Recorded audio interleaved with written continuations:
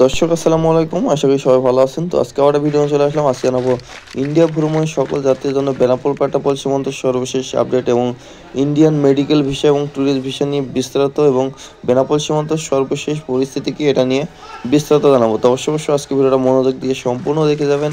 আর আমাদের চ্যানেল যদি নতুন হয়ে থাকেন চ্যানেলটি সাবস্ক্রাইব করে রাখবেন এবং পাশে থাকা বেল আইকনটি বাজিয়ে দিবেন যাতে পরবর্তী ভিডিও আপডেট দেওয়ার সাথে সাথে আপনার নোটিফিকেশনটা পেয়ে যান। তো দর্শক, এই মুহূর্তে দাঁড়িয়ে আছে আমরা বেনাপোল সীমান্ত এবং পেট্রাপোল সীমান্তর 0 পয়েন্টে। তো দর্শক, অনেকেই প্রশ্ন করেছেন যে ভাই এই মুহূর্তে বেনাপোল দিয়ে যেতে কোনো সমস্যা হচ্ছে কিনা মেডিকেল ভিসা নিয়ে। তো এই মুহূর্তে কোনো সমস্যা নেই, চাইলে আপনারা ইজিলি চলে যেতে পারবেন। সর্বশেষ 40 থেকে 45 মিনিট সময় লাগছে দুই ইমিগ্রেশন কমপ্লিট করতে, চাইলে কিন্তু ইজিলি চলে যেতে পারবেন। যেটাই এখন এই মুহূর্তে ট্যুরিস্ট ভিসা বন্ধ, সেই ক্ষেত্রে কিন্তু একেবারে যাত্রীর যে শূন্যতা, সেই শূন্যতা কিন্তু দেখা যাচ্ছে আমাদের বেনাপোল সীমান্তই।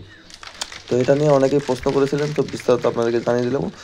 আর আপনাদের ইন্ডিয়া ভ্রমণ ক্ষেত্রে অনেকেই মানি এক্সচেঞ্জ রেটটা প্রতিনিয়ত জানতে চান। তো এই মুহূর্তে চলছে সর্বশেষ বাংলা 100 টাকায় ইন্ডিয়ান রুপি 72 রুপি 20 পয়সা পর্যন্ত পাওয়া যাচ্ছে। এটা হচ্ছে আমাদের বেনাপোল পেট্রাপোল সীমান্তই। তো যারা ইন্ডিয়া ভ্রমণ করছেন তারা জানেন, আর যারা নতুন যাবেন তারা কিন্তু জানেন না। তো বিস্তারিত আপনাদেরকে জানিয়ে দিলাম। তো এই মুহূর্তে আপনাদের আরেকটা বিষয় জানা রাখি, যে তাই ট্যুরিস্ট ভিসা বন্ধ থাকার কারণে কিন্তু অনেক ভোগান্তিতে পড়ে আছে সাধারণ যাত্রীরা, যারা ইন্ডিয়াতে প্রবেশ করতে পারছেন না। তারা কী করছেন, মেডিকেল ভিসা নিয়ে চেষ্টা করছেন ইন্ডিয়াতে প্রবেশ করার।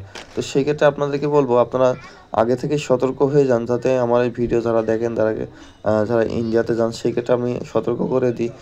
যদি আপনাদের ট্যুরিস্ট ভিসায় ঘুরতে যাওয়ার যে ইচ্ছা থাকে, সেটা কিন্তু আপনারা ট্যুরিস্ট ভিসা নিয়েই ঘুরতে যাবেন। আর মেডিকেল ভিসা নিয়ে যদি ঘোরার চেষ্টা করেন, সেক্ষেত্রে কিন্তু আপনারা আমাদের ইন্ডিয়ান ইমিগ্রেশনে কিংবা আমাদের বাংলাদেশি ইমিগ্রেশনে অনেক সমস্যার সম্মুখীন হতে পারেন। তো এটা নিয়ে বিরত থাকবেন। তো বিস্তারিত আপনাদেরকে জানিয়ে দিলাম। এই ছিল মূলত আজকের ইন্ডিয়া বাংলাদেশ সীমান্ত বেনাপোল বর্ডারের সর্বশেষ আপডেট। তো ভিডিওটা ভালো লাগলে বেশি বেশি করে শেয়ার করবেন। আজকে ভিডিওটা এই পর্যন্তই। সবাই ভালো থাকবেন, সুস্থ থাকবেন।